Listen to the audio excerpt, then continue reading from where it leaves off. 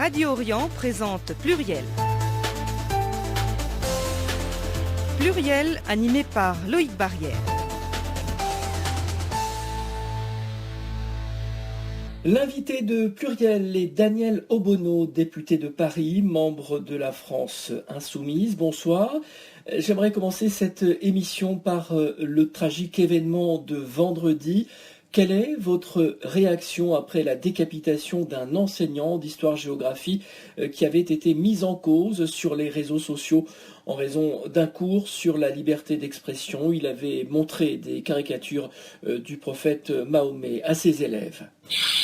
Et comme des millions de concitoyens et concitoyennes, c'est d'abord un sentiment d'horreur absolue face à cet acte terroriste. Et bien sûr, le soutien, la solidarité aux proches de la victime, à ses collègues, à ses élèves, à toute la communauté éducative. Voilà, je crois que beaucoup sont restés sans voix. Et c'est tellement inimaginable, un tel acte. Et le message que ça renvoie sur le métier même d'enseignant, l'école et le rapport à l'école, je crois que c'est vraiment, voilà, c'est vraiment abominable. Et de ce point de vue, toutes les mobilisations et les rassemblements qui ont eu lieu depuis pour marquer à la fois l'unité, la solidarité et le refus justement de laisser cet acte diviser encore plus et réussir en fait dans le message que traduit ce crime qui voudrait empêcher que l'on s'interroge, que l'on discute, que l'on critique. Donc toutes ces mobilisations et manifestations sont plus importantes que jamais justement face à un tel crime. Vous redoutez la division? Oui, parce que c'est l'objectif des personnes qui commettent ce genre d'acte, qui est d'ailleurs revendiqué de manière ignoble en instrumentalisant des motifs religieux, en instrumentalisant une religion, en salissant cette religion et les personnes qui la pratiquent. Pour justifier un acte qui est simplement barbare, qui est un acte d'extrémisme, qui refuse le débat, qui refuse l'expression, la critique. Et donc, c'est un des risques, c'est toujours un des risques à chaque attentat. Et chaque attentat, en fait, a pour objectif cette division-là. Et donc, il est de la responsabilité de tous et toutes, je crois, de faire preuve de sang-froid, malgré l'émotion, et en tout cas avec l'émotion, je pense,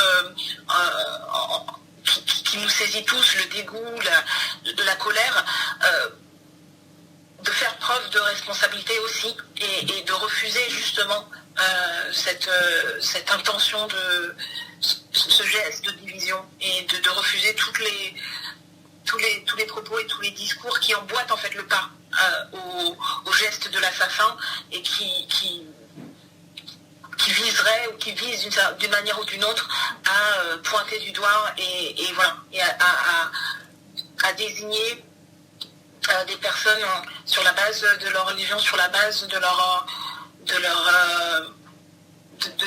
implication citoyenne, parce qu'on serait d'accord, on serait en désaccord avec ce que les uns et les unes portent dans le cadre du débat démocratique, dans le cadre des libertés fondamentales qui sont les nôtres dans ce pays. Au motif de ce désaccord-là, on les désignerait à la vindicte populaire et on disqualifierait ces personnes des droits et des libertés qui sont celles de tous et toutes, celles de croire et de ne pas croire, celles de pratiquer son culte en respectant les lois de la République, et celle de n'avoir aucun culte, celle de critiquer, celle de débattre. Donc on ne doit pas laisser le geste de l'assassin être confirmé par des attitudes et des propos de division et d'instrumentalisation. Daniel Obono, le 9 décembre sera présentée la loi contre le séparatisme. Est-ce qu'un nouveau texte est nécessaire pour faire respecter la laïcité, ou bien la loi de 1905 se suffit à elle-même? Je pense que ce texte qui est prévu en décembre et en janvier ne vise absolument pas à renforcer la laïcité. Malheureusement, il y aurait de quoi faire si on voulait affirmer la laïcité sur tous les territoires en respect de toute la loi, rien que la loi, ni plus ni moins que la loi de 1905, ne serait-ce qu'en établissant cette loi sur l'ensemble du territoire. Je vous rappelle que le Concordat est en partie encore actif sur une partie du territoire, et dans d'autres départements, il y a des lois d'exception qui permettent de ne pas appliquer la loi de 1905. Donc il y aurait de ce point de vue-là, par exemple, des mesures à prendre, pas tellement de nouvelles lois, puisqu'il y a déjà une loi qui existe dans ce sens, mais des mesures du gouvernement et qui devraient s'appliquer. Mais ce n'est absolument pas de ça qu'il s'agit, et je crois que l'intervention d'Emmanuel Macron, quelques jours avant l'annonce de la réécriture de cette nouvelle loi, montre bien de quoi il s'agit. C'est une loi de stigmatisation vis-à-vis de l'islam, où le gouvernement prétend expliquer ce qu'est le bon degré de croyance ou le niveau acceptable de pratique religieuse pour ne pas être soupçonné d'être peut-être islamiste radical, d'être peut-être avec trois petits pois et tous les amalgames et les non-dits et les implicites, et d'ailleurs explicité par le gouvernement, puisqu'il a été question dans l'intervention d'Emmanuel Macron d'à peu près tout et n'importe quoi, du fait divers à des présomptions de radicalisation, etc. Donc il est clair de tout le monde, et même les médias présents lors de l'intervention d'Emmanuel Macron l'ont soulevé. Au départ, on parlait des séparatismes. Après avoir évoqué le communautarisme, on a changé de nom. Et puis en fait, toute l'intervention portait uniquement sur l'islam. Après, c'était tellement gros, je pense qu'ils ont à nouveau changé en parlant d'une loi sur la laïcité, mais je pense que ça dessert plus que ça ne sert en vérité la laïcité et les principes républicains. Parce que, pour le coup, stigmatiser ainsi une religion ou des pratiques religieuses, quoi qu'on puisse penser du degré de religiosité des uns et des autres, c'est fondamentalement anti-laïque, anti-républicain, parce que la loi et le sens même de cette loi était de protéger les croyants et croyantes en affirmant y compris la liberté de croire. Donc voilà, je pense que c'est une très mauvaise c'est une stratégie mortifère qui légitime l'islamophobie latente et patente qui existe aujourd'hui dans notre pays, qui a pignon sur rue, qui s'entend et se défend sur tous les plateaux, et on retrouve du coup dans cette stratégie du gouvernement le même type de ressorts qui sont utilisés, et je trouve ça très à la fois déplorable et assez indigne. C'est une loi qui crée de la division, selon vous, Daniel Obono ? Clairement, c'est une loi qui vise à désigner les ennemis de l'intérieur, qui favorise qui alimente une ère du soupçon. On va peut-être, je pense, essayer de savoir combien de fois tel ou tel se rend sur son lieu de culte, quelles sont les pratiques. On va aller essayer de dénicher le nombre de citoyens et citoyennes qui ont une pratique religieuse qui pourrait apparaître suspecte à certains. On a déjà vu l'excès de zèle avec lequel le ministre de l'Intérieur s'enorgueillit d'intervenir dans des écoles ou des associations pour aller dénicher un manquement à une règle d'incendie, alors que oui, c'est clairement une stratégie de stigmatisation, et qui, je pense, est à la fois le produit d'une adhésion idéologique à une certaine vision du monde, de la société, où on produit et reproduit des discriminations, on met les gens dans des cases, où il y a toute une stratégie aussi de répression du corps social de plusieurs manières. Et puis, il y a une dimension d'opportunisme électoral très claire, puisque Emmanuel Macron l'a dit il y a 2 ans, sa stratégie, c'est d'avoir en face de lui aux élections présidentielles Marine Le Pen, l'extrême droite, et donc de favoriser tous les débats qui donnent de la légitimité à l'extrême droite pour en faire en fait son adversaire rêver. Et donc c'est typiquement, après les débats anti-migrants et migrantes, on a le déploiement de cette stratégie électorale et idéologique, je le répète, anti-républicaine et anti-laïque. Danielle Obono, France Télévisions a récemment diffusé un documentaire sur la décolonisation, un film que vous avez trouvé salutaire. Pourquoi est-il important à vos yeux d'informer sur cette histoire de la colonisation ?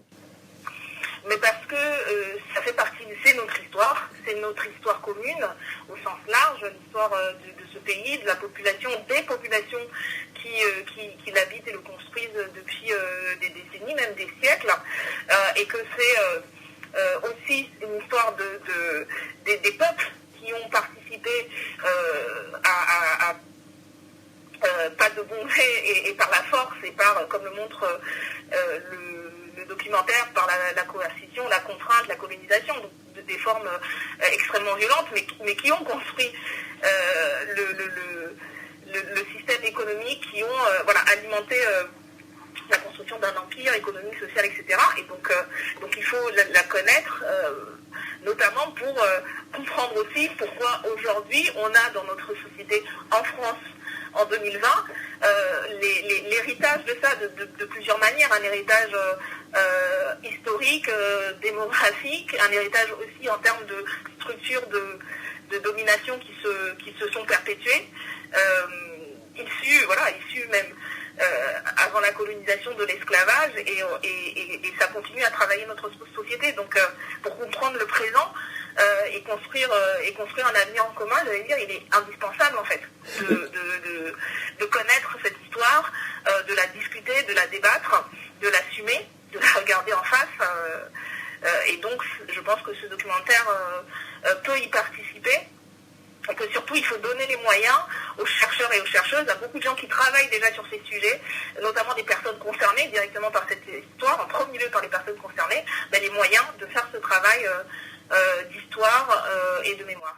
Jean-Luc Mélenchon a récemment évoqué le concept de créolisation pour parler de la société française. Il faut faire admettre à tous les Français que la société d'aujourd'hui est le produit de cette histoire, que les enfants de l'immigration font partie de l'histoire de France. Et je pense que la majorité de la population, des citoyens et citoyennes de ce pays, des personnes qui y habitent, en ont conscience. Tout simplement parce que nous sommes le reflet en tant que peuple, le peuple au sens large. Je dis un peuple, c'est-à-dire les habitants et habitantes d'un pays, que l'on n'ait ou pas la citoyenneté ou un statut administratif particulier. Nous en avons conscience. Alors c'est visible à des degrés divers selon où on est sur le territoire, mais la France et ce pays a toujours été peuplé de diverses cultures et un des pays européens de migration, de carrefour, d'arrivée, de départ. Donc ça, c'est une histoire, c'est pour ça que cette histoire-là, elle doit être connue et enseignée beaucoup plus et beaucoup mieux, parce que je pense en plus que les populations en ont conscience. Le problème, quand il y a problème, c'est plutôt les réécritures politiques qui en sont faites et le déni qu'il peut y avoir de la part d'État, de gouvernement, de cette histoire-là. Le fait que beaucoup sont invisibilisés dans l'histoire officielle, les peuples colonisés d'abord, les personnes colonisées, et puis surtout aujourd'hui, dans la France d'aujourd'hui, les personnes concernées qui sont encore aujourd'hui racisées, qui sont héritières de cette histoire-là directement, par leurs grands-parents souvent, puisque c'est sur plusieurs générations, parfois par leurs parents, ou comme moi qui suis une immigrée de première génération, j'allais dire, dans notre histoire récente. Et donc, ça, c'est invisibilisé. C'est quand il y a une invisibilisation, une volonté d'effacement de cette réalité, qu'il y a besoin justement de mettre des moyens pour que ces réalités, cette histoire, cette richesse-là soit valorisée et qu'on réponde en réaction positive pour valoriser, mais aussi en réaction offensive pour déconstruire justement tous les mythes ethnocentrés et toute cette idéologie extrêmement extrêmement raciste ou xénophobe, et la vision justement d'un peuple français qui serait homogène, qui serait, je ne sais, judéo-chrétien ou je ne sais quelle autre vision qui peut être construite et qui exclut en fait systématiquement toutes les histoires et toutes les générations beaucoup plus multiples que ce que certains aimeraient le croire. Vous soutenez les associations, les intellectuels qui souhaitent qu'on déboulonne des statues représentant des personnages historiques liés à la colonisation ou à l'esclavage ?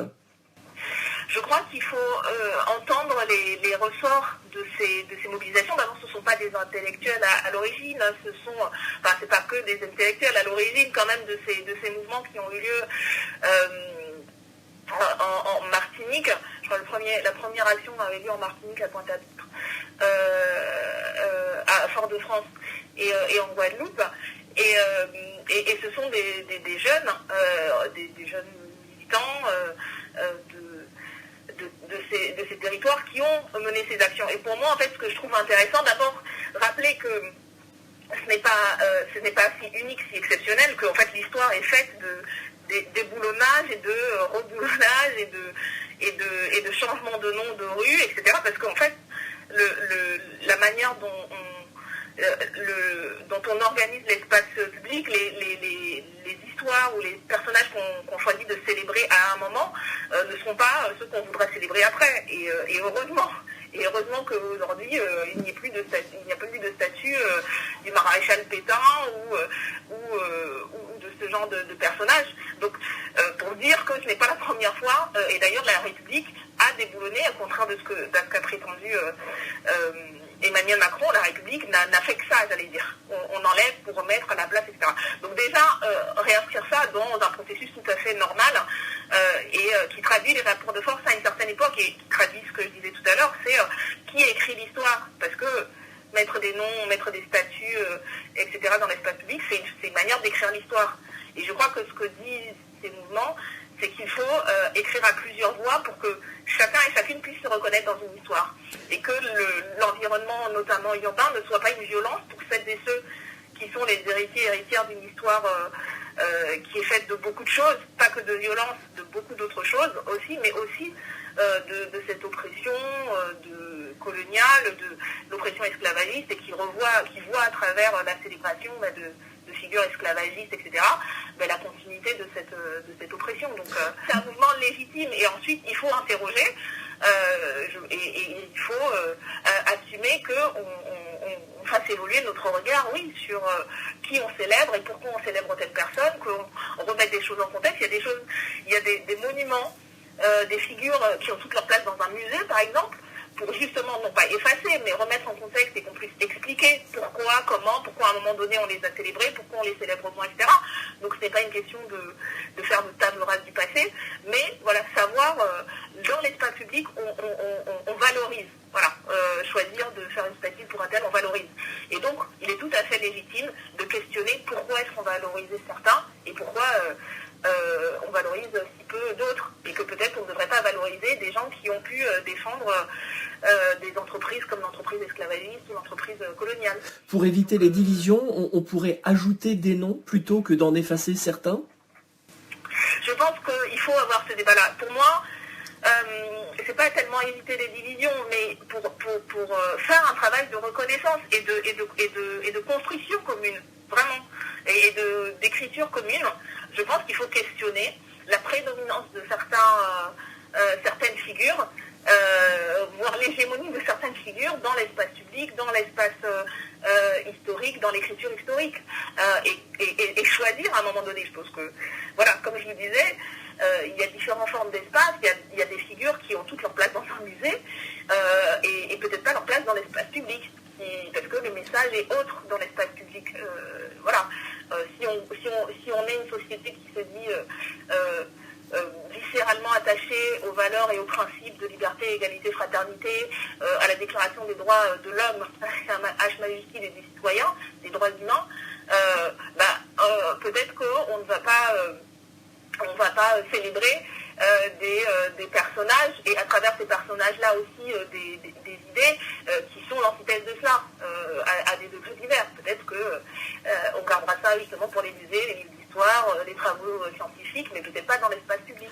Donc je crois qu'il faut discuter, que tout doit pouvoir se discuter, et on doit arriver ensuite, à valoriser aussi et à dire, peut-être qu'aujourd'hui la société, elle a besoin aussi de célébrer plutôt certains que d'autres, parce que ça participe d'une construction qui serait vraiment inclusive de toutes les histoires. Merci Danielle Obono. Je rappelle que vous êtes députée de Paris et membre de la France Insoumise. Bonsoir.